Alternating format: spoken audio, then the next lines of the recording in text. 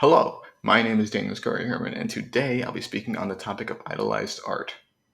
Now, this one is going to take some setup before I can really articulate my thoughts on it, so bear with me. To start off, it should be known that yes, I am an art student. That being said, I'm not really seeking to look at this from that perspective, but more from the generalized view of the populace.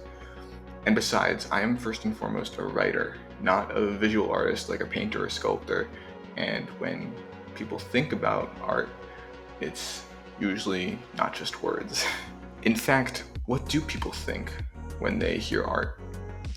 Technically, art can be a lot of things, and it's that sentiment that leads people to veer more towards thinking about modern art, and then they'll have disdain for all art.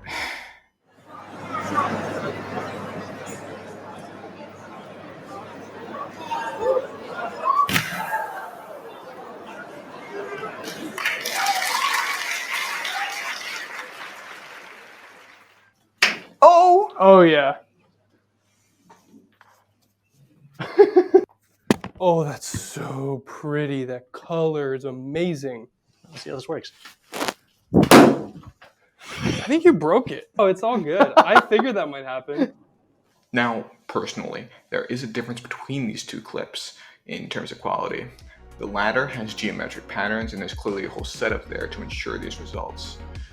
However, thematically, both of these pieces are lacking, and those who enjoy them are only looking at them aesthetically. Which, funnily enough, brings me to my next point. It's almost like I wrote this or something. Idolized art. What is idolized art?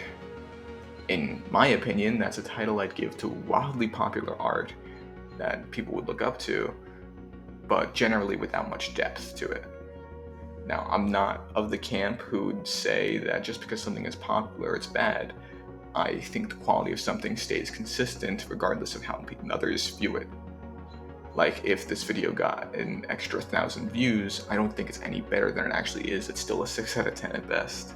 I'm sure you've heard this story before, but just in case you haven't, I'm going to retell it. The Mona Lisa, widely viewed as one of the most inspired and deep and beautiful works of art, a transcendental masterpiece.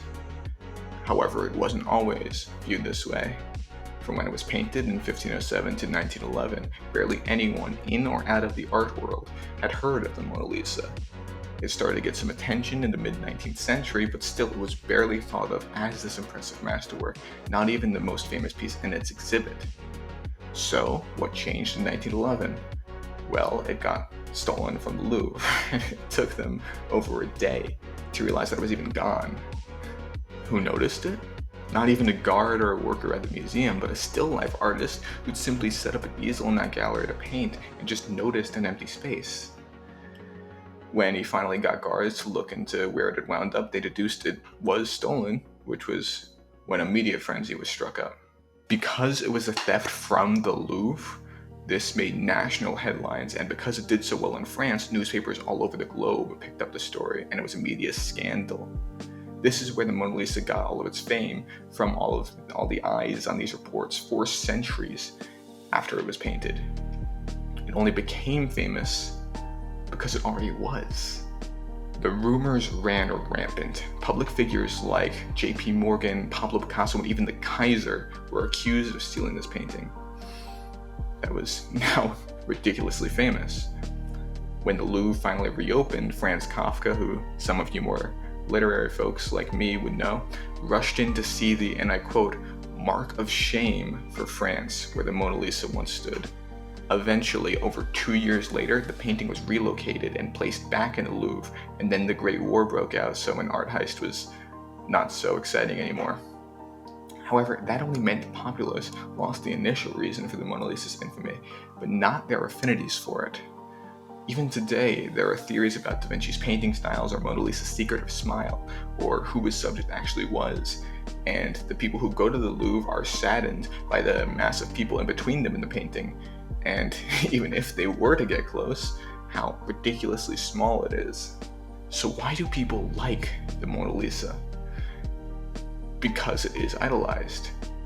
At the end of the day, it is just a painting of a woman. I'm not saying it's bad, and I'm definitely not saying I could do better. But there are far more impressive works out there in the world.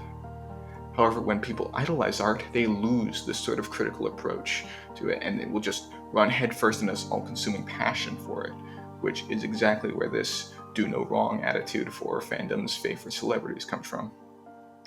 Idolization is risky and overall unproductive. You don't gain anything from having this unconditional positive regard towards the work of art or this artist because A, you personally won't learn anything because you don't want to delve deeper, and B, without criticism, your favorite artist will not improve. Many students and professors at my college have artists and art that they idolize, which only means you can never talk with them about these subjects.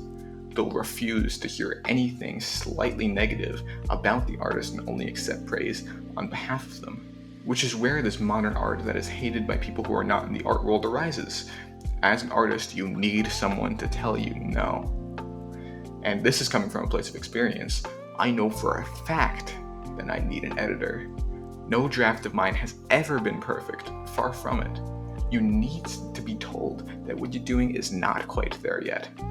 And specifically what you need to do to fix it. The goal here isn't just to ruthlessly insult people. But when you don't receive that constructive criticism, that's how you end up with a piece of rusted metal in Prospect Park. Idolization is an overall negative for art. Anyway, that's pretty much all I have to say about idolization in the art world. I might continue on this topic if I ever do a video on my thoughts on unconditional positive regard. But until then, this shall suffice, and until next time, adieu.